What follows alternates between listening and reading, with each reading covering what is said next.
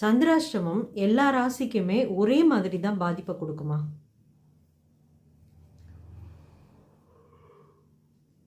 சந்திராஷ்டமங்கிறது பாதிக்குங்கிறது உண்மை. எல்லாருக்கும் ஒரே விதமாக பாதிக்குமா அப்படின்னா கிடையாது. ஒவ்வொருத்தருக்கும் ஒரு ஒரு விதமாக பாதிக்கும். ஒரு ஒரு ராசிக்கு ஏற்ற மாதிரி தான் பாதிப்பு மாறும்.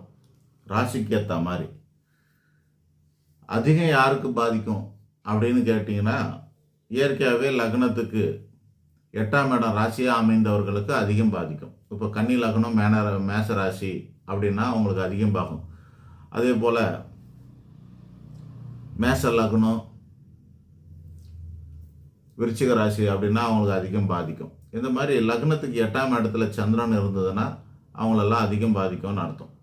ஸோ அந்த வகையில் அது இருக்கட்டும். ஆனால் ஜென்ரலாக நீங்கள் கேட்ட கேள்விக்கான பதில், எல்லாருக்கும் பாதிக்குமானா அது பாதிக்கும்.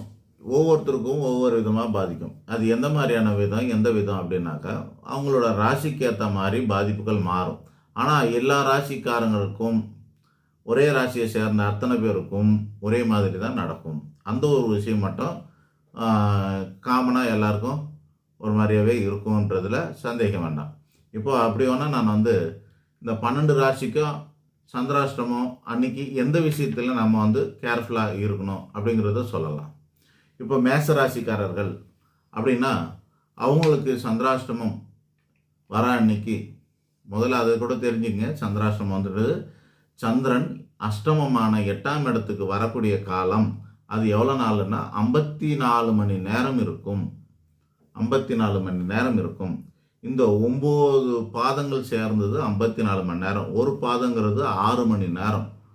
9 பாதங்கள் சேர்ந்தது 54 மணி நேரம். அதாவது 2.25 நட்சத்திரம்னு அர்த்தம். ஒரு நட்சத்திரத்துக்கு 4 பாதம் இருக்கும்.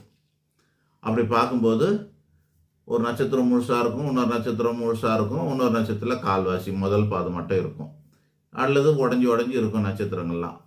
ஆக மொத்தத்தில் 9 பாதங்கள் சேர்ந்த 2.25 நட்சத்திரத்துக்கு சந்திராஷ்டமம் இருக்கும். இதில் அவர்கள் பிறந்த பாகையின் அடிப்படையில், டிகிரியின் அடிப்படையில், டிகிரின்னா என்னன்னா அந்த நட்சத்திரத்தில் அவங்க எத்தனாவது பாதத்தில் பிறந்தாங்க, எத்தனாவது டிகிரியில் பிறந்தாங்களோ அதுக்கேற்ற மாதிரி துல்லியமாகவும் கணக்கிட முடியும்.